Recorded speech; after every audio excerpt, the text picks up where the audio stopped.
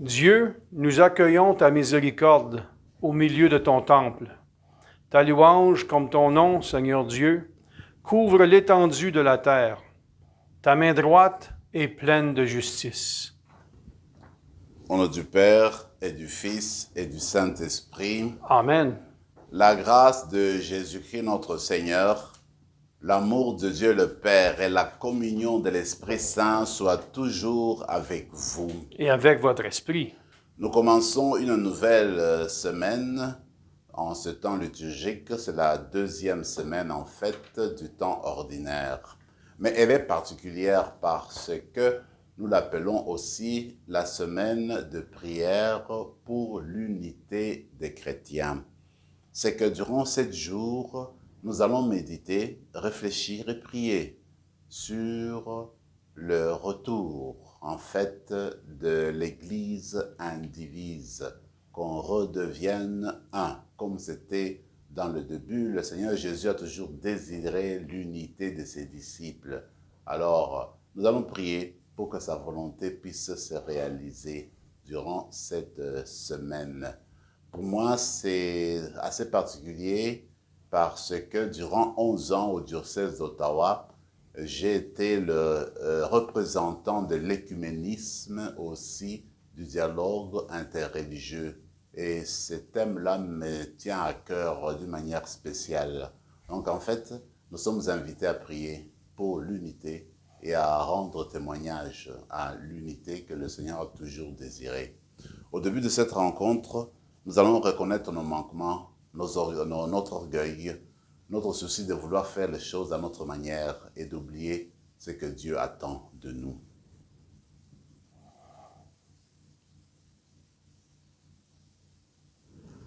Je confesse à Dieu Tout-Puissant, je reconnais devant mes frères et sœurs que j'ai péché en pensée, en parole, par action et par omission.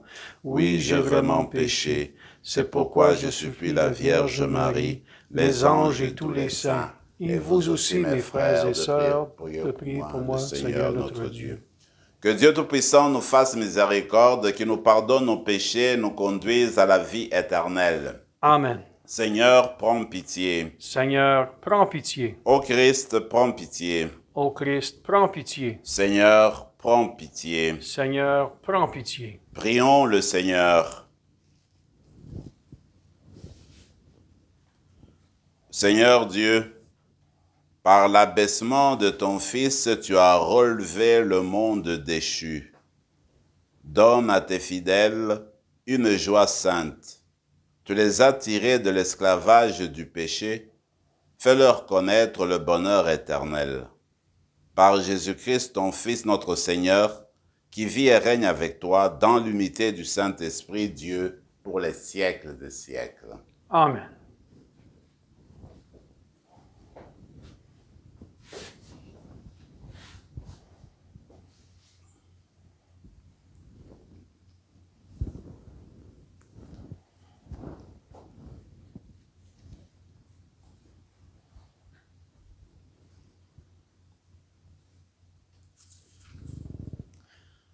Du premier livre de Samuel. En ces jours-là, le Seigneur dit à Samuel, « Combien de temps encore seras-tu en deuil à cause de Saül? Je l'ai rejeté pour qu'il ne règne plus sur Israël.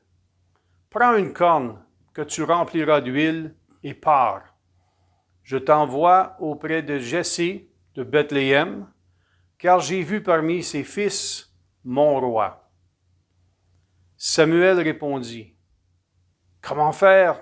Saül va le savoir, il va me tuer. » Le Seigneur reprit, « Emmène avec toi une génisse, et tu diras que tu viens offrir un sacrifice au Seigneur. Tu convoqueras Jessé au sacrifice. Je t'indiquerai moi-même ce que tu dois faire.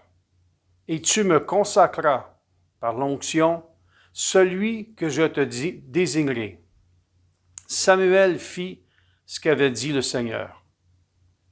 Quand il parvint à Bethléem, les anciens de la ville allèrent à sa rencontre en tremblant.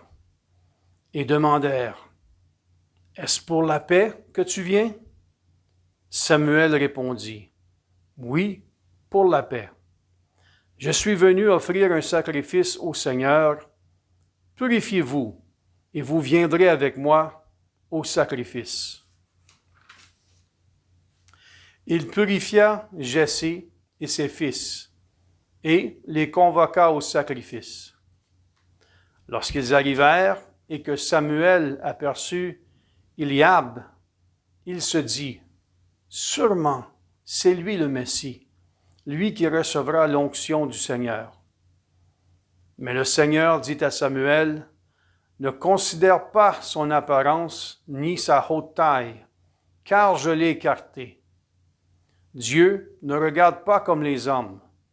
Les hommes regardent l'apparence, mais le Seigneur regarde le cœur. » Jessé appela Abinadab et le présenta à Samuel. Il dit, « Ce n'est pas lui non plus que le Seigneur a choisi. » Jessé présenta Shamma, mais Samuel dit, « Ce n'est pas lui non plus que le Seigneur a choisi. » Jessé présenta ainsi à Samuel ses 7 fils, et Samuel lui dit, « Le Seigneur n'a pas choisi aucun de ceux-là. » Alors Samuel dit à Jessé, « N'as-tu pas d'autres garçons? » Jessé répondit, « Il reste encore le plus jeune.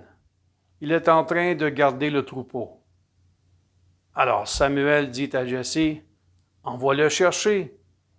Nous ne nous mettrons pas à table tant qu'il ne sera pas arrivé. » Jessé le fit donc venir. Le garçon était roux, il avait de beaux yeux, il était beau. Le Seigneur dit alors, « Lève-toi, donne-lui l'onction, c'est lui. » Samuel prit la corne pleine d'huile et lui donna l'onction au milieu de ses frères. L'Esprit du Seigneur s'empara de David à partir de ce jour-là. Quant à Samuel, il se mit en route et s'en revint à Rama. Parole du Seigneur. Nous rendons grâce à Dieu. J'ai trouvé David, mon serviteur. J'ai trouvé David, mon serviteur. Autrefois, tu as parlé à tes amis. Dans une vision, tu leur as dit, « J'ai donné mon appui à un homme d'élite.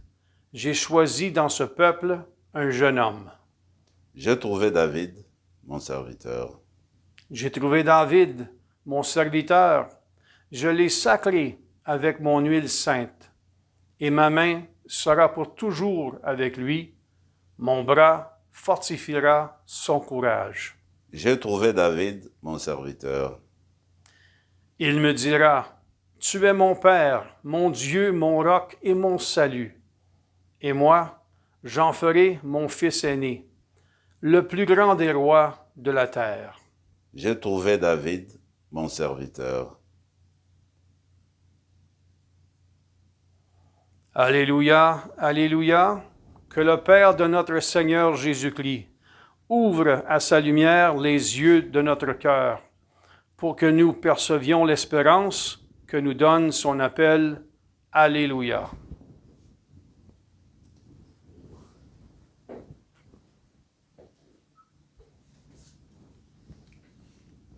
Le Seigneur soit avec vous. Et avec votre esprit. Évangile de Jésus-Christ selon saint Marc. Gloire à toi, Seigneur. Un jour de sabbat, Jésus marchait à travers les champs de blé, et ses disciples, chemin faisant, se mirent à arracher des épis. Les pharisiens lui disaient, « Regarde ce qu'ils font le jour du sabbat, cela n'est pas permis. » Et Jésus leur dit, « N'avez-vous jamais lu ce que fit David lorsqu'il fut dans le besoin et qu'il eut faim, lui-même et ceux qui l'accompagnaient? Au temps du grand prêtre Abiatar, il entra dans la maison de Dieu et mangea les pains de l'offrande que nul n'a droit de manger sinon les prêtres. Et il en donna aussi à ceux qui l'accompagnaient. Il leur disait encore, le sabbat a été fait pour l'homme, et non pas l'homme pour le sabbat. Voilà pourquoi le Fils de l'homme est maître même du sabbat. Acclamons la parole du Seigneur. Louange à toi, Seigneur Jésus.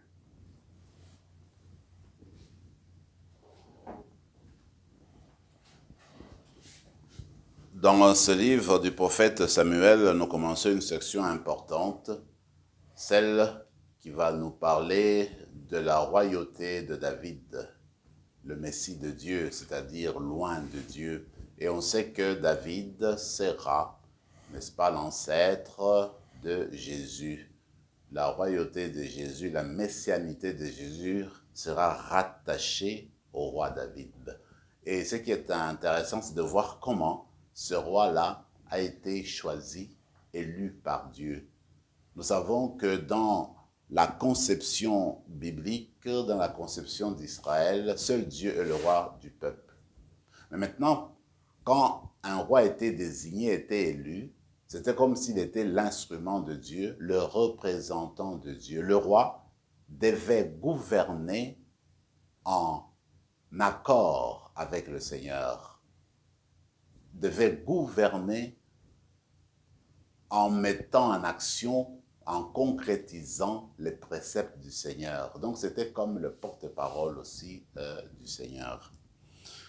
Ce qu'on peut retenir, c'est que vraiment David a été choisi par Dieu parce que Samuel est envoyé dans la famille de Jessé, et Jessé avait plusieurs enfants. Alors pour Samuel, bien l'aîné, qui avait une bonne apparence, une bonne force physique, une bonne forme physique, et puis qui se présentait bien. Pour Samuel, et comme c'était dans la tradition, généralement c'est l'aîné qui devenait responsable, devenait chef de famille, puis pouvait devenir roi. Mais non, le Seigneur dit du tout, c'est pas lui. Moi, j'ai mis mon esprit sur quelqu'un d'autre, j'ai mon choix porte sur quelqu'un d'autre. En passant à travers tous les enfants, eh bien, tout le monde était étonné que personne n'était choisi. Alors Samuel, le premier, il ne comprend pas comment est-ce que Dieu ne choisissait personne. Puis il dit, maintenant, il doit y avoir quelqu'un. Effectivement, le père dit, oui, le cadet qui est en train de paître. Et puis, si vous voulez, on va le faire venir. Et c'était lui que Dieu avait choisi, le tout petit, le cadet de la famille, pour on voit la liberté de Dieu. On voit le choix de Dieu. Dieu, comme il dit lui-même, va dans le fond de cœur. Il regarde le cœur, il sonde le cœur et les reins, comme dit toujours la Bible. Alors Dieu voit ce qui est au-dedans de nous et il sait en qui choisir. Le choix de Dieu restera toujours un mystère pour nous tous, pour nous toutes. Dieu choisit des personnes pour accomplir certaines choses. Dieu choisit des évêques de Rome de différentes manières. Il y a eu tout un temps, il y a eu des évêques de Rome qui sont venus seulement de l'Italie, durant plusieurs siècles. Et du coup, il y a eu Jean-Paul II qui est venu de la Pologne. Et depuis lors, il y a un autre qui est venu de l'Allemagne. Et voilà que l'actuel est venu d'Argentine, qui sera le prochain. Alors, en fait, Dieu choisit, nous ne savons pas comment les choses se passent. Pour dire qu'il y a la liberté de Dieu, il y a le choix de Dieu. Nous, ce que nous devons faire, c'est prier pour qu'on soit en concordance avec ce que Dieu désire. C'est ça, en fait, que nous devons chercher à savoir. L'essentiel est que Dieu puisse appeler selon son cœur, puisse choisir des gens selon son cœur pour gouverner l'Église, pour gouverner le monde. Dans l'Évangile, c'est le thème du sabbat qui revient. Et ce thème va revenir souvent parce que nous sommes au début de l'année liturgique, nous sommes encore à la deuxième semaine du temps ordinaire. Il y aura plusieurs semaines qu'on doit parcourir pour arriver à la fin de l'année. Donc, il y aura au moins 54 semaines. Alors maintenant, ce qu'il faudrait faire, c'est se rappeler que la parole de Dieu vient nous chercher et vient nous donner toujours une nouveauté. Quand je réfléchissais ce matin sur le sabbat, je me suis dit, mais regarde, l'enseignement de Jésus aujourd'hui a comme une tonalité extraordinaire, importante, particulière, je dirais. Pourquoi? Parce que nous vivons la pandémie. Alors, avec les restrictions, avec toutes les réglementations, avec tous les décrets, tout ce qu'on nous demande de suivre, eh bien, un croyant, une croyante peut se poser la question, est-ce que je suis les restrictions ou bien je me tiens à mon rituel religieux? Est-ce que nous devons dire non aux instructions, aux recommandations du gouvernement en ce qui concerne la santé et nous enfermer dans notre concon pour dire, écoutez, nous autres là, nous sommes des croyants, nous allons continuer à pratiquer nos choses. L'exemple vient de Jésus, le jour du sabbat. Eh bien, les disciples qui l'accompagnaient avaient faim. Alors ils ont commencé à cueillir quelques grains de blé pour manger, ils avaient faim, le jour du sabbat. Et les pharisiens, oui, mais même s'ils ont faim, ils ne doivent rien faire, parce que le jour du sabbat, c'est le jour de Dieu. Quelqu'un qui a faim, le jour du sabbat, le Seigneur le laisse manger, le laisse travailler un peu pour qu'il mange. Donc, l'homme, toujours premier. L'homme, toujours devant la loi. Alors, c'est la même chose que, moi, personnellement, je n'aurais jamais imaginé que nous serons en train de vivre cette période-ci. Personne, il me semble, n'a jamais entendu l'Église dire à ses adeptes, écoutez, pour le moment, personne n'est obligé, ne doit suivre notre loi d'être à l'église le dimanche. Parce qu'on en est exempté à cause de ce qu'on vit. Mais c'est extraordinaire, on n'a jamais entendu ça. Alors, pour dire que ce qui compte en fait, est-ce que c'est aller à la messe ou bien c'est la santé spirituelle et la santé physique des personnes? Quand nous avons cette obligation d'aller à la messe, c'est pour le bien des personnes qui vont à la messe. C'est pour le bien des chrétiens et chrétiennes. C'est pour qu'ils s'élèvent, qu'ils se sentent en sécurité, qu'ils s'approchent de Dieu. Mais maintenant, l'endroit où on te demande d'aller t'approcher de Dieu, si cet endroit-là n'est pas sécuritaire, tu peux, ta santé peut être, n'est-ce pas, affectée. Est-ce qu'on va toujours te pousser d'aller là? Alors c'est ce que le Seigneur nous dit. Le sabbat a été fait, n'est-ce pas, pour l'homme et non le contraire. La messe, l'Eucharistie, tout cela, le Seigneur les a laissés à notre disposition pour nourrir l'être humain, pour être à la disposition de l'être humain. Et nous servons l'être humain justement pour l'élever, pour qu'il puisse entrer en communion avec Dieu et bâtir le royaume de Dieu sur la terre. Alors il me semble qu'aujourd'hui, avec ce que le Seigneur nous dit sur le sabbat, eh bien nous sommes invités à approfondir notre foi, à aller à l'essentiel de notre foi. Et quand on va à l'essentiel de notre foi, alors on découvre qu'autour, il y a tellement de choses dérisoires, des choses en fait dont on peut s'en passer. Alors moi, il me semble qu'il y a une leçon profonde dans cette pandémie. Et quand on en sortira, il y a encore des leçons qu'on devra apprendre. Moi, une des choses que j'ai appris, c'est cette communion spirituelle. C'est que les gens peuvent rester à la maison, suivre la messe à la télévision et rester en communion avec Dieu, prier. Qu'est-ce qui compte? C'est être en communion avec Dieu, prier avec Dieu sincèrement à partir de son cœur. Mais là, on est en communion avec Dieu.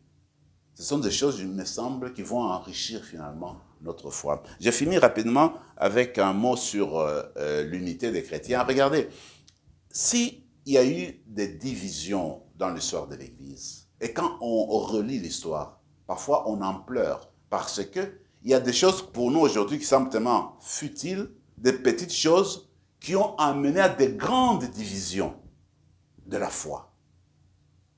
Alors qu'on a oublié l'essentiel même, le Seigneur, notre Maître, la foi, la charité, l'amour de Dieu.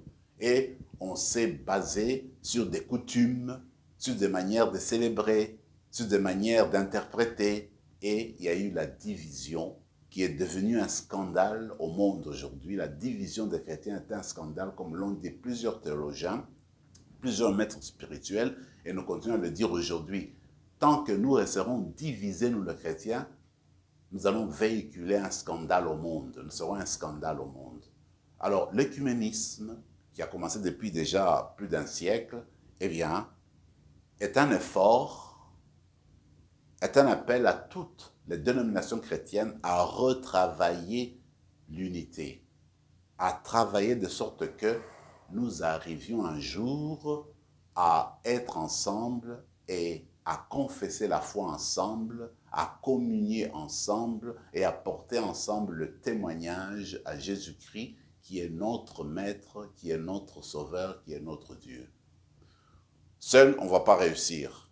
On a besoin de Dieu pour venir féconder nos efforts, couronner nos efforts. Alors, durant cette semaine, ce sera le sens de notre prière. Que Dieu vienne visiter, bénir toutes les personnes qui s'impliquent dans la reconstruction de l'unité chrétienne, les responsables des dénominations chrétiennes, les ministres et même les fidèles, les prêtres, que tout le monde participe à cet effort. Pas seulement durant la semaine de l'unité, mais ça doit aller durant toute l'année, toutes les années.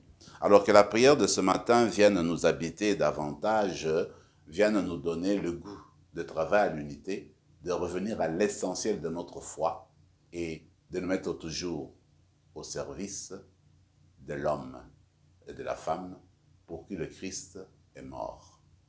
Amen. Amen.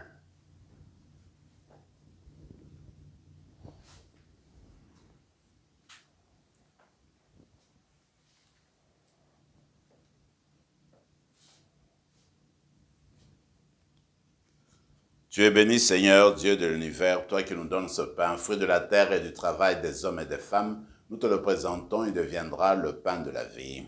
Béni soit Dieu, maintenant et toujours.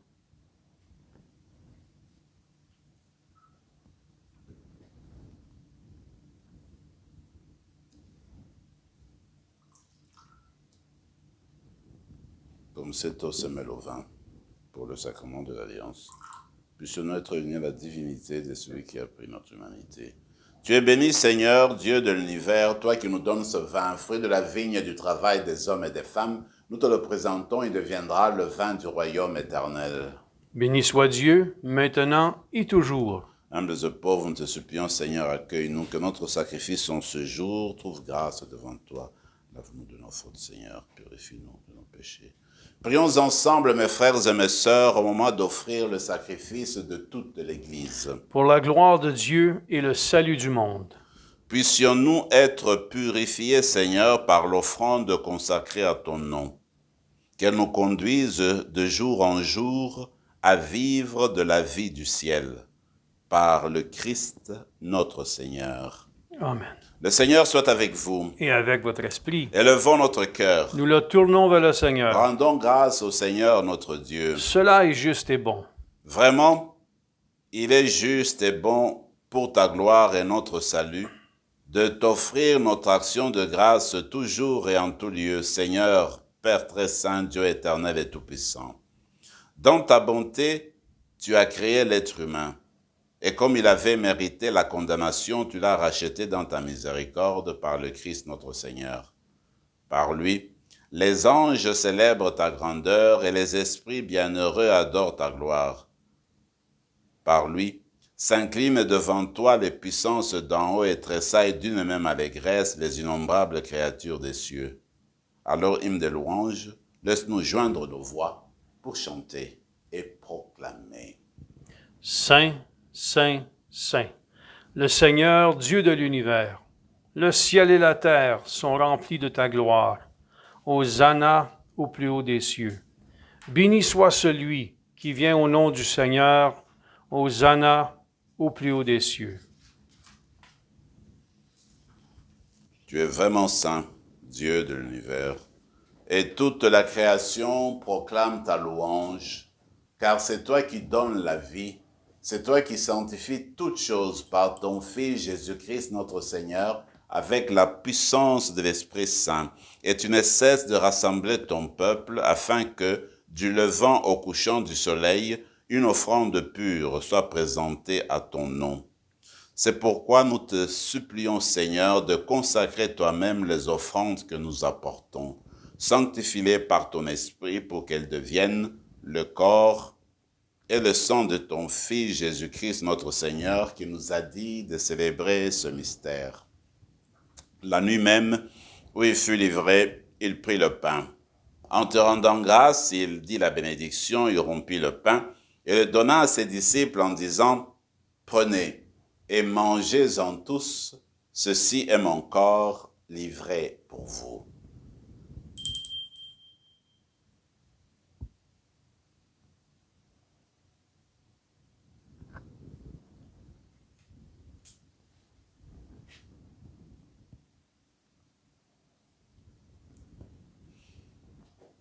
De même, après le repas, il prit la coupe.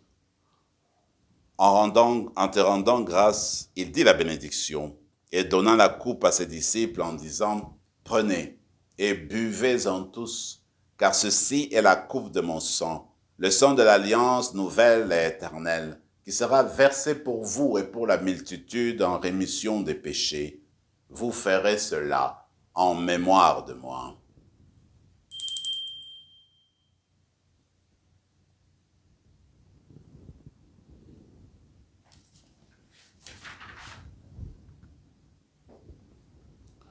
Proclamons le mystère de la foi. Gloire à toi qui étais mort, gloire à toi qui es vivant, notre Sauveur et notre Dieu. Viens, Seigneur Jésus. En faisant ainsi mémoire de ton Fils, de sa passion qui nous sauve, de sa glorieuse résurrection et de son ascension dans le ciel, alors que nous attendons son dernier avènement, nous présentons, Seigneur, cette offrande en action de grâce. Regarde, nous t'en prions, l'oblation de ton Église et daigne y reconnaître ton Fils qui, selon ta volonté, s'est offert en sacrifice pour nous réconcilier avec toi. Quand nous serons nourris de son corps et de son sang et remplis de l'Esprit Saint, accorde-nous d'être un seul corps et un seul esprit dans le Christ. Que l'Esprit Saint fasse de nous une éternelle offrande à ta gloire, pour que nous obtenions un jour l'héritage promis avec tes élus. En premier lieu, la bienheureuse Vierge Marie, Mère de Dieu, avec Saint Joseph son époux, les bienheureux apôtres, les glorieux martyrs, Saint Rémy, et tous les saints qui ne cessent d'intercéder auprès de toi, et nous assure de ton secours. Et maintenant, nous te supplions, Seigneur, par le sacrifice qui nous réconcilie avec toi, étends au monde entier le salut et la paix. Affermis ton Église en pèlerinage sur la terre, dans la foi et la charité, en union avec ton serviteur, notre pape François, et notre évêque Marcel, l'ensemble des évêques, les prêtres, les diacres et tout le peuple des rachetés. Écoute, en ta bonté, les prières de ta famille que tu as voulu rassembler devant toi. Dans ta miséricorde, ramène à toi, Père très aimant, tous tes enfants dispersés. Pour nos frères et sœurs de faim, pour tous ceux et celles qui ont quitté ce monde et trouvent grâce devant toi, nous te prions. En ta bienveillance, accueille-les dans ton royaume, où nous espérons être comblés de ta gloire tous ensemble et pour l'éternité, par le Christ notre Seigneur, par qui tu donnes au monde toute grâce et tout bien. Par lui, avec lui et en lui, à toi, Dieu le Père Tout-Puissant, dans l'unité du Saint-Esprit, tout honneur et toute gloire pour les siècles des siècles. Amen. Unis dans le même esprit, nous pouvons dire avec confiance la prière que nous avons reçue du Sauveur. Notre Père qui es aux cieux, que ton nom soit sanctifié, que ton règne vienne, que ta volonté soit faite sur la terre comme au ciel. Donne-nous aujourd'hui notre pain de ce jour. Pardonne-nous nos offenses, comme nous pardonnons aussi à ceux qui nous ont offensés, et ne nous laisse pas entrer en tentation, mais délivre-nous du mal. Délivre-nous de tout mal, Seigneur, et donne la paix à notre temps. Par ta miséricorde, libère-nous du péché. Rassure-nous devant les épreuves en cette vie, où nous espérons le bonheur que tu promets, et l'avènement de Jésus-Christ, notre Sauveur. Car c'est à toi qu'appartiennent le règne, la puissance et la gloire pour les siècles des siècles. Seigneur Jésus-Christ, tu as dit à tes apôtres, je vous laisse la paix, je vous donne ma paix. Ne regarde pas nos péchés, mais la foi de ton Église, pour que ta volonté s'accomplisse dans lui toujours cette paix et conduis-la vers l'unité parfaite, toi qui règnes pour les siècles des siècles. Amen. Que la paix du Seigneur soit toujours avec vous. Et avec votre esprit, Agneau de Dieu, qui enlève le péché du monde, prends pitié de nous. Agneau de Dieu, qui enlève le péché du monde, prends pitié de nous. Agneau de Dieu, qui enlève le péché du monde, donne-nous la paix. Seigneur Jésus-Christ, que cette communion à ton corps et à ton sang n'entraîne pour nous ni jugement ni condamnation, mais qu'elle soutienne notre esprit et notre corps et nous donne la guérison.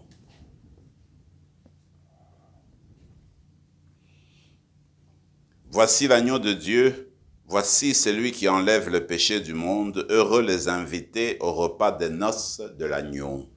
Seigneur, je ne suis pas digne de te recevoir, mais dis seulement une parole, et je serai guéri. Que le corps et le sang du Christ nous gardent pour la vie éternelle. Amen.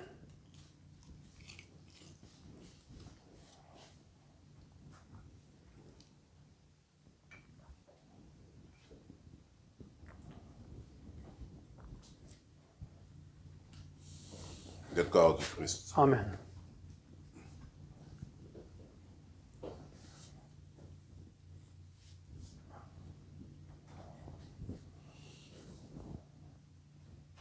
Pour vivre cette communion spirituelle, prenons quelques instants de silence et de prière pour parler à Jésus qui est en fait le fondement de l'unité chrétienne.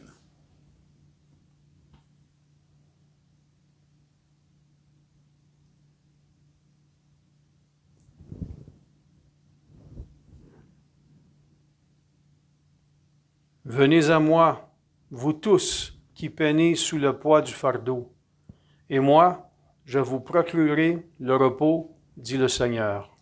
Prions encore le Seigneur. Comblé de si grands biens, nous te supplions, Seigneur, fais que nous en retirions des fruits pour notre salut, et que jamais nous ne cessions de chanter ta louange. Par le Christ, notre Seigneur. Amen. Le Seigneur soit avec vous. Et avec votre esprit, Et que Dieu Tout-Puissant vous bénisse, le Père, le Fils et le Saint-Esprit. Amen. Allez dans la paix du Christ. Nous rendons grâce à Dieu.